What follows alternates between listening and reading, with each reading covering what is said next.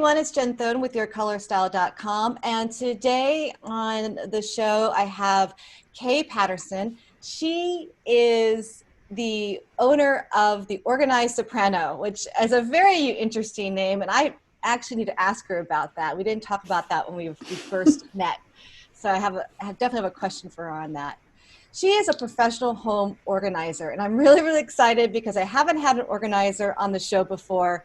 And I know that a lot of you out there are learning your colors and going through the purge of getting rid of stuff that you don't want for the next season and getting yourself organized so that you can make space for all the new versions of you and color that you want to add in. So she's going to bring us a lot of really good information. She's a lot of fun. And so let me just give you a little bit more of a background on her. She defines herself as a home organization and clutter coach, which I absolutely love that phrase, clutter coach. Clutter, I can't even say it, clutter coach. Her YouTube channel is awesome. It's actually how I came across her. She's got tons of videos to inspire you on a more organized life, and by showing you practical tips and creative ways to organize every room in your home, as well as change the way you think about your living space. So Kay, welcome to the show. Thank you. Thank you so much for having me.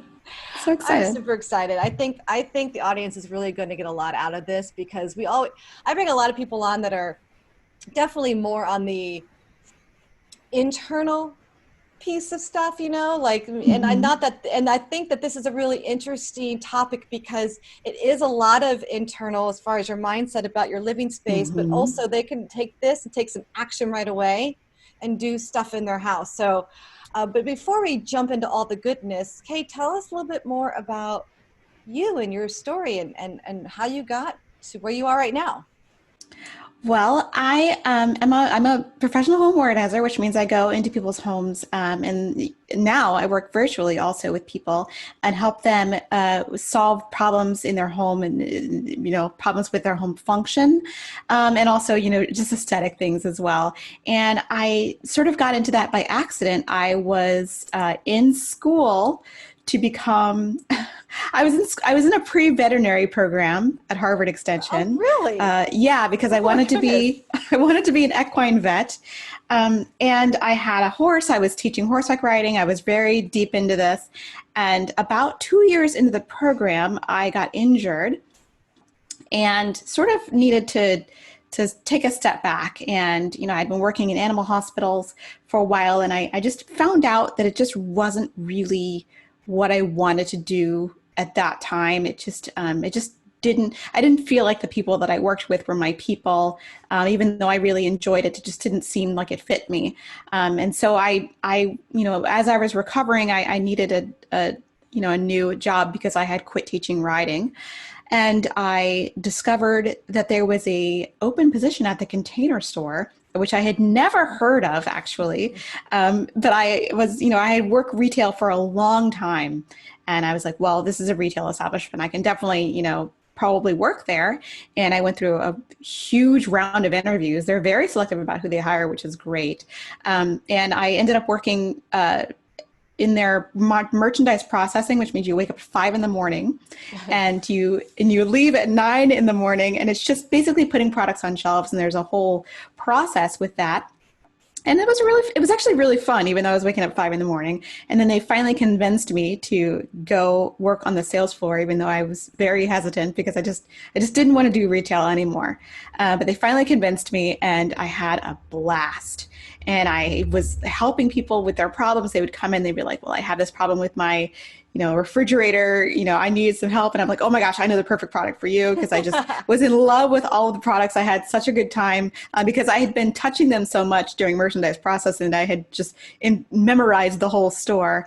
And then eventually I started helping people design closets. They trained me to use their design software to design closets. And I just had a great time talking to people and helping people. And then professional organizers would come into the store. And I'm like, is that a thing? People help other people organize their spaces. I'm like, well, I'm doing that here. I can do that. And I started doing it on the side. And then when my first marriage dissolved, I needed a big change. I needed something to, really change my life and to have a new chapter. And I went full headfirst into my organizing business, and it's been this way ever since. I've been having a great time helping people, and helping people declutter and help their spaces function and solve problems. And I love it. I find this story so interesting because you were on a path so completely the opposite of where you are right now. Hmm. And, not everyone, I guess in a way you had to kind of shift because you had to, in that you had gotten yourself injured and you stepped back. But I mean, was that I mean, I would think that having to shift after making a commitment that you're going to be an equine vet and deciding not to do that. I mean, did you have any idea of what you wanted to do? Was just the container store job just something to kind of hold you over until you figured it out? Like, It was really mainly just to fill the time and to, keep me afloat until I figured out what to do. And I actually was, and then part of the reason for the shift is because I had gotten two music degrees, hence the soprano part I of was about my to ask about that. name. So I had gotten a bachelor's degree and a master's degree in classical vocal performance, and I had, been plagued with imposter syndrome for like my whole life. So when I got out of school, I just didn't go on any auditions, and I was like, forget it. It's Wow. too competitive. I don't want to do it. So at that point, I'd figured, well, I never really even gave it a try. So, I'll go on some auditions and do some singing, as well as I'll get this job at the Container Store. So it was really to keep me afloat while going out and trying to join ensembles and be in operas and things like that. So it was a nice complement while I was trying to make money doing singing. So I'd make money organizing and working at the Container Store. So the shift really wasn't it wasn't that difficult, because I shifted in more ways than one. I was like, I'll finally give this thing a try that I got my degrees in, because I don't know if many people are aware of this, but the classical music world and singing is quite ageist, actually. So and at the time I had just turned 30 and I still looked really young. So I was like, well, I'll try to go out there while I look really young and no one will ask me about my age. And if I want to go back to the vet thing, I can always go back to that later. But I figured I'd give it a try while I still had the appearance of youth. That's, I thought you were going to say the opposite. I thought you were going to say ageist as in like they want somebody more mature. No, No, it's, I don't know no, anything you can tell. Like I've really no. seen one opera They in want you to my be life. 24 or 22 and beautiful and young and, Wow. perfect voice, which is, it's difficult because there are very few people that come out of school that way. And then there are some people who peak, at my age in their 40s. And I think there's been a lot of talk in the opera world about the ageism and trying to tamp down some of that, but it's still going on in 2020, unfortunately. So have you been singing? I have. I have. That part of my career I did get a lot of work, and I'm very happy being, having sort of a local career here in Boston. I sing with a couple of opera companies here and a So couple of neat. local ensembles, and I have a lot of great colleagues, and it's been a lot of fun. Had this been nothing since the pandemic started, because apparently we're all super spreaders. So it's just been singing in my house. But hopefully when this is all over, we can all reunite and start working again. It's been very fun. I can't complain. That's amazing. That's amazing. The other thing I want to highlight before we jump into some of your tips is, and I want to highlight this for the audience too, is that when you decided to make a shift and you started to explore your music career and you started to work at the Container Store, and now look at this, you have a whole business and a passion that you probably didn't even necessarily know that much about yourself until you actually started to do something. And Hmm. I feel like that's a really important thing to capture from this, because a lot of people sometimes I'm going to make an assumption that get to a point in their life where they may not necessarily know where they're going next, because Hmm. whatever it's a divorce, or it's the job they had sucks, or they lost it, and they may be feeling like they just don't know where to go next. And I think one of the most important things that we can do for ourselves is to still take steps to do something, even if it's not the ideal thing or the perfect thing, or or you don't even know necessarily where you're going next. But I feel like taking some sort of action exposes you to more opportunities, and keeps you open and available. If you give up or you don't, and you stay inside and you don't do anything, you limit yourself to those opportunities that may present themselves, because you just don't know. You didn't know where this was going, and now it's taking you down a whole path you didn't even foresee. I think that's just really Mm-hmm. cool. Yeah, I mean, I always, it's taking risks with your livelihood or with things like that is very scary. But the worst thing that could happen is you could fail, and then Hmm. you had all this fun experience, you know? So I don't want to be the kind of person that's, at the end of my life and regretting all the things I didn't try. So I'm just, I feel like it's part of the enjoyment of life is trying new things that you're afraid of. Do something that's it's kind of scary, and you never know where it's going to take you. I've tried a bunch of things that totally failed, but I don't regret any of them. I had a lot of fun. It doesn't mean you're a failure. It just means you tried stuff, right? Just Just means didn't it work didn't out. work. Didn't work out. Yeah, Exactly. So wait, did you go to school around here? I did. I went to school in Boston. Yep. Okay. So I was going to say, fun fact for a viewer is like, you were in this area where I live now, right? Was it, I'm in Boston. you're in Boston? Okay, so East Yeah, Coast up a little bit. Okay, yeah. gotcha. East Coast. I just knew that we were somehow really on the same coastline there for a little bit. So. East Coast represent. Oh my gosh.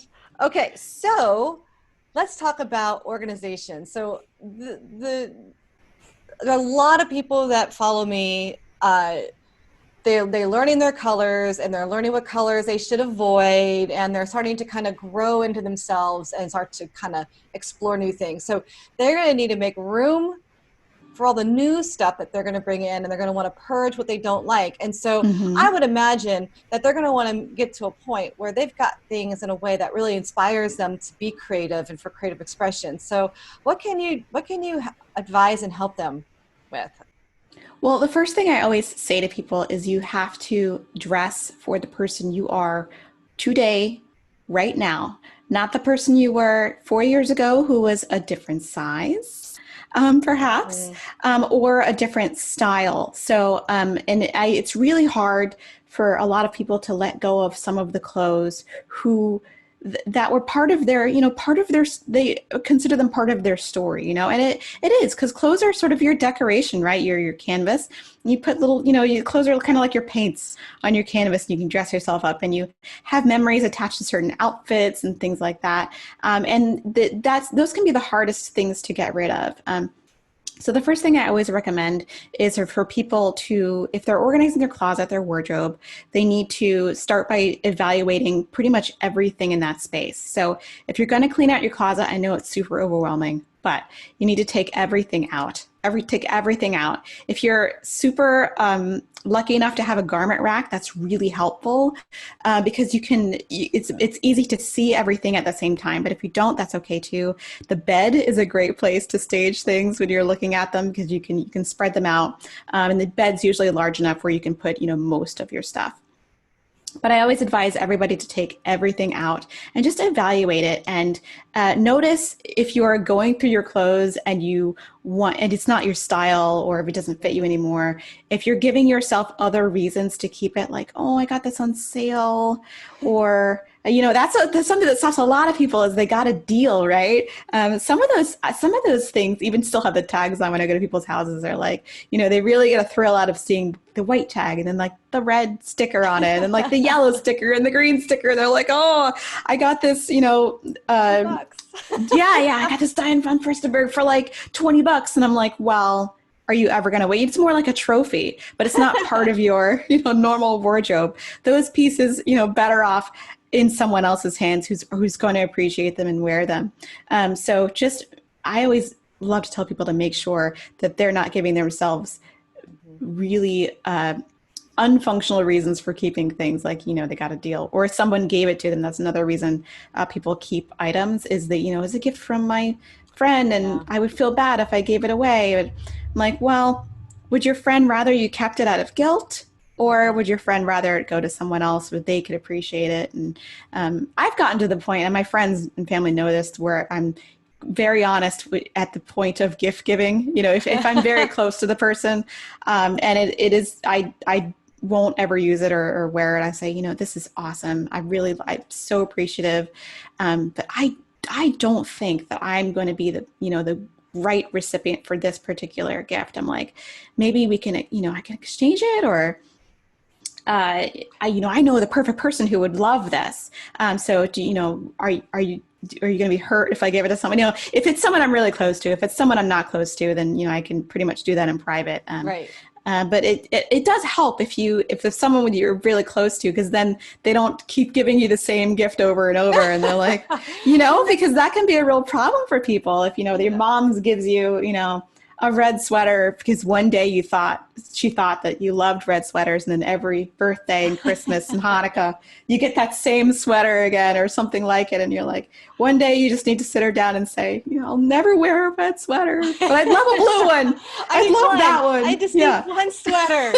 You just need one. And these are important conversations to have with your friends and family if they're very close to you. If they're not, if it's an acquaintance, I wouldn't bother. Just that way you're maybe coming off a little rude. But if it's someone you're close to, I think you can have these kinds of conversations with them. I think that is really helpful, because you're right. We start to accumulate stuff that you're not going to wear it. Then it just you have a guilt pile. You just have this little guilt pile, and you just look at it and you're like, is this the year I get rid of it? I don't know. They'll ask about it or something. And the guilt pile is the reality worst. is that I don't think I've had anybody ever give me something that I would wear and then ask me about it after the fact. Like, I've never had someone go, I've never seen you wear that necklace that I got you. Like, no one's that bold. I don't think. I haven't either, but I actually have had some clients who've had parents who do this to them.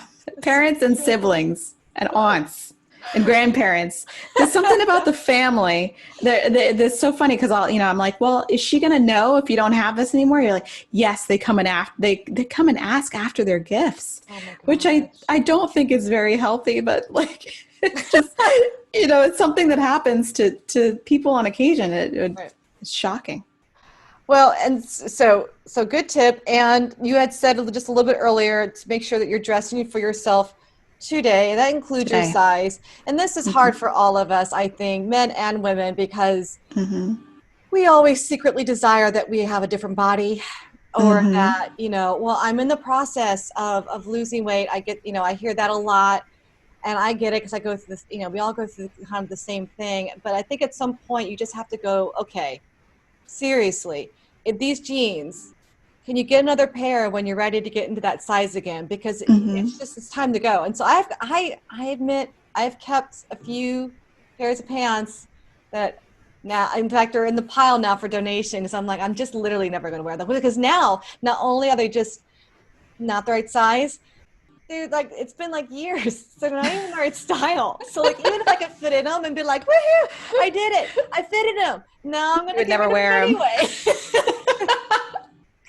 It's true. It's true. And we've all done it. We've all kept that one dress or one, pair of jeans where you're like, maybe someday I'll fit into these. And it's not practical. I always tell people, if one day you get back down to the size that you're saving this whole pile of clothes for, go out, celebrate, buy some new clothes, get some new stuff. Yeah. Because by the time, it could be, and I also think it's a little damaging psychologically to have that stuff around as a reminder, right. of where you were. And as you get older, I've found your body changes too. You might not go back to the size you were when you were 25. Right. If you're 45, your body changes. Oh, yeah. And it was really hard for me to go through, because I had a whole obsession with Anthropologie dresses, right? Obsession. I had 65 of them. It was terrible. But they were all different colors. They were wonderful. And I tried them all on, I think like 2 years ago, and I think only like 40% of them fit. Right. Oh, yeah. And it was pain. It was a painful process, but it's something that I have to be realistic about. And Yeah. even my favorite ones had to go because I was not dressing for the person I am today, Right. which is a little bit thicker in the middle. That's the And thing, right? Like, yeah, I swear since 45, like the it started like the weight comes on in very different places. I'm like, it's so unfair, oh, it's man. so unfair. I mean, I actually rather have it go down my hips like it used to. At least then Me I have like a too. flatter stomach, but that is just not my future. Me too. So, Yeah. My whole, like all of my like little bodices of my dresses were yeah, very snug now. So I'm like, darn it. yeah, midlife. Thanks, midlife. Yeah, So, thanks yeah. a lot. All right, so I love that. So what's another one? Another one I actually love, if you are really into organizing and you really want to keep tabs on the stuff that's in your dresser or any drawers. For the longest time, I resisted this, but I do think it is the best method. Is that stupid Konmari file folding method? She's Okay. not the one who invented it, but she's the one who popularized it, Marie Kondo. Hmm. But it is folding your clothes where they sit upright like files, like actually paper files, but in your drawer. So that way, when you open your drawer completely, you can see every single piece of clothing inside that drawer, and that way you pretty much cycle through everything. Otherwise, you've got stuff on the bottom, which is Hmm. not helpful because I always say that there are problems with your space if things are either on the bottom or in the back. So the way you can organize your space is to prevent that situation by either, using things that spin around or preventing things from being in the bottom in the first place. And that is my favorite method for organizing clothing and drawers. And also to not put small items in large places. So Hmm. like people who have deep drawers, right? Yeah. They fill them up with socks. And I always ask them, like, what if that pair of socks that your favorite pair is at the bottom? Are you going to spend like 10 minutes of your day fishing through the big pile of socks in your big drawer to find that favorite pair? Chances are that pair won't get worn. So I always advise people to put small things in a single layer so that you can find them. And if you have a big drawer and you want to fill it up with socks, that's fine. Just make sure you have a drawer organizer in there. You can pile it up. Then you could take one off and get to the second pile if you really want to maximize the Okay, space. so I'm definitely taking you up on the file. I haven't watched the series. I'm not gonna lie, I haven't watched Marie, but It's um, very cute. but I'm sure I can find this tip. You probably got on your YouTube video on your YouTube channel because It's I on have a one. whole drawer of all my running stuff. So I've got now. I thought I was pretty organized because it literally all fits in one drawer. So that was a win for me. Because I'm not, oh man. So like anything that doesn't need to be like worried about wrinkles, because like it's your workout stuff. Absolutely. Yeah, those are Good. fine. You can just like So stick I those in literally there. take my tank tops and they get shoved in the right, and then I take all of my shorts and they get shoved in the center, and then Excellent. on the left, and then all the sports bras go on the left, and then the socks get shoved up in the center. Now, here's the problem if you haven't figured it out already. Like these move around. And I had a whole bunch of clean laundry that I needed to put away, and I couldn't remember because everything shuffled so much. I'm like, wait, do the shorts go on the left? Or the bras go in the middle? Oh, And so I just shoved everything back in there until now it's a hot mess. oh And no. then when I was digging around trying to find a certain shirt to wear, like I forget what I was looking for. I don't remember now, it doesn't really matter. I discovered all kinds of stuff that was shoved way back in the back, like Oh long yeah. sleeve shirts for the cold weather. I'm like, oh, I forgot all about this. And then like Surprise. a shirt, I got like it was like a sky blue running shirt, like down deep below. I'm like, oh my God, I forgot about this one. That's the fun I was, surprises. yeah, like it was really exciting. It's like Christmas.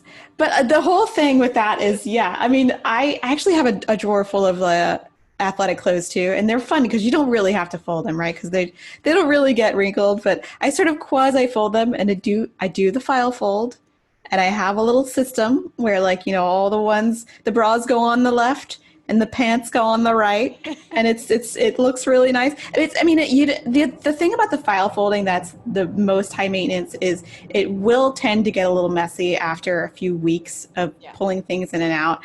Just go in there, real quick and tidy it up every now and again if it drives you crazy. But it does work, and it will take a few weeks or days to get used to. But once you get there, I swear, no one ever goes back. Once they go file folding, they never go back. They're like, I don't know what I was doing all those years. Even me. Why was I piling things in drawers? Like, what was I doing with my life? I'm like, this is I'm like so inspired. I'm so inspired. Seriously. Like if you I don't even want you going into my stuff. But now I'm thinking, do I have time this weekend to empty my closet out? That would be fun. It would be fun. And overwhelmed. I mean, like you said, I think it's one of those things where you need to plan the day. Like the day is ahead of you because everything's going to go out and then it has to either go back in or not. The whole idea for me is I love purging. I have no problem getting rid of stuff.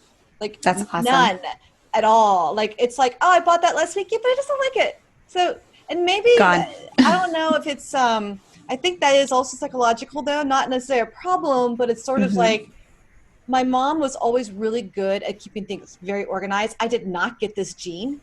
So my alternative to staying organized is just not to have a lot of crap. I see. Do you know what I mean? Yeah. So it's instead of having to deal with it, I'd rather just get rid of it. I'm not going to store it. It's either it's going to stay where it is or it just needs to leave. I don't want to look at it anymore. And so the only place it's really just a complete disaster is my desk that's right in front of me because it has so many art supplies. It is a scene. It's awesome. I mean, but it's my happy mess and I'm fine with it. No need to touch it. Honestly, a certain amount of clutter or mess is actually really beneficial for creative people. And there hasn't actually been a lot of this study that has been done, but there's a very fine window of clutter on a desk that actually boosts creativity for people with creative careers or creative work. So don't beat yourself up about that at all. It's probably the right amount of mess to help you get inspired. It is. I mean, it's something. But people who know me, that's my thing. That's what I love to do is I love that. I'm recording, I've got my sketchbooks out and my easel out and I got paintings on the wall. And, that's wonderful. There's actually paintings on the floor too. Oh, I can see. Yeah, they look great. Yeah, I got stuff everywhere. So, That's awesome. Like you said, though, this space isn't for anybody. It literally is just for me. And I think that a lot of our other living spaces are shared, and it can cause some grief if it's just starts to spill over into other people's spaces.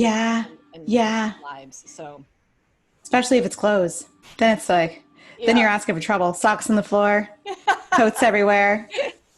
Shoes are everywhere in my house. Shoes strewn about everywhere in my house. the living room. Yes.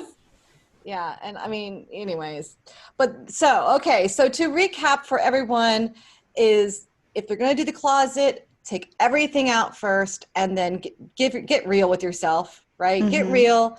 Keep only things you're actually going to wear and that you really, really like. And that's definitely you. And then, you know what? Bite the bullet, donate the rest of it, get it out of the way so you can make room for all the other awesome stuff that you want to bring in for yourself as you are right now, your age, your size, the current style, your style, not 10 years ago and not your future self because you cannot predict how you're going to be in the future right now, right? The second thing you said, I wish I could. I wish I could see the future a little bit. That'd be fun. I know. Am I better looking? Yeah. Or I'm did my skin keep up? I know. Is it good? Did my wrinkles not come? I know. Yay. How did I age? It's this is looking good. Did my hair continue to fall out? I do know that my hair will be shorter in the future because I have a haircut scheduled for Sunday. So there you go. Yes, this is pandemic hair. Don't we all have pandemic hair and pandemic nails? People are now I knew it. I knew she wasn't completely blonde. I knew it. My goodness. No, I'm kidding. They're not that mean to me, but but still, somebody will be. They'll be like, yeah. There's always somebody. There's always somebody.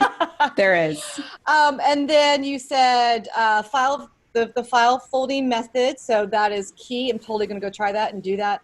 And then to put things in a scale type of container so that you're not using giant drawers for little things and it's just becomes a giant pile of stuff. Like try to scale the space with the items themselves. So I think those are all awesome takeaways. Any last words before we wrap up? Organizing by color is also really fun and something that I love to do. What color? I did. Tell me about that. I did. I actually started doing that a couple of years ago and never went back. I just have hanging things just by group by color, and it helps me find things so much faster in the morning because I can identify them. And it's just like really helpful, and it makes your closet look neater too. It does. Yeah. I discovered the last time I went through like a closet organization and got rid of a bunch of stuff, and you go back in and you neatly hang everything. It's all perfect. I discovered I had 6 tops in this color. Whoa, you love that color. I guess. I didn't even know that I did. I do. I like it, but I didn't realize I kept buying it because everything was hidden. Mm-hmm. So I would bring it home and then I would be shuffling through and I'm like, oh, I already had this color. That's so funny. Yeah, having everything visually available is really going to help you cut down on the duplicate shopping. Or maybe if you want to have, 6 or 12 of them. By choice, not by accident. Not by accident, in this case, I'm not going to lie. I didn't really pay attention because I'm not that good at that. And I was like, oh well, these are most of the things I actually wear. So even on my videos, you see me wear a different version of the same color. Because me too. Well, I might as well wear them. They're bright and they look good. It's just me too. I wear the same 10 t-shirts over and over again. I swear. Yeah, I know. That's what we do. That's the thing, right? What's the percentage? The percentage is something we only wear 10% of what we have in our closet or 25%. It's something ridiculous. I think so. It's something really low. And it's really kind of sad because especially now when I'm not really leaving the house at all and I'm just wearing comfy graphic tees, all the stuff I used to wear for concerts, I haven't touched in a while. And going out on jobs and interviews, I haven't worn those clothes in a while. So a lot of stuff's just accumulating dust, but I'm hoping that I'm going to get to wear it again, hopefully in a little while. Yes. I'm holding on to the hope. Just start wearing gowns and suits on your videos. That's what I might have to. I might have to do a recital here and wear a gown. Exactly. Okay, this has been so much fun. And I just want to thank you for just sharing you and the tips and just your personality. This has been so much fun. And thank you so much for coming on the show. You're welcome. Can people learn more about you and find out what you're up to? My website is theorganizedsoprano.com. So you can see all kind of information about, I have a blog there. You can find information about virtual organizing services if you're interested in that. I talk to people 3 days a week about organizing their spaces over Skype and Zoom and what's the other service? FaceTime. And it's really fun. And you get a special personalized organizing, do-it-yourself plan. And you get to help. I get to talk to you for 30 days if you want extra help too. So that's really fun. And I also have a YouTube channel on YouTube. It's called The Organized Soprano. So just do a search and you'll find it there. And I'm also on Instagram at The Organized Soprano and also on Facebook at The Organized Soprano. I'm everywhere. Easy to find. I'll make sure that those links are in the description with this video, whether it's on the blog post or up on YouTube so that people can find you. And just everyone who's watching, the YouTube channel is she's great on video and there's just lots of content out there. So please go visit her and explore and follow because organizing is not my thing, but I love to learn. I love to watch. And so it's a really great channel. So you did a really great job, Kay. It's really Thank you. Thank you so much. This was so much fun. Well, thank you. And I will leave all the information for everyone to check you out. And thanks again. Thanks for coming. Thank you.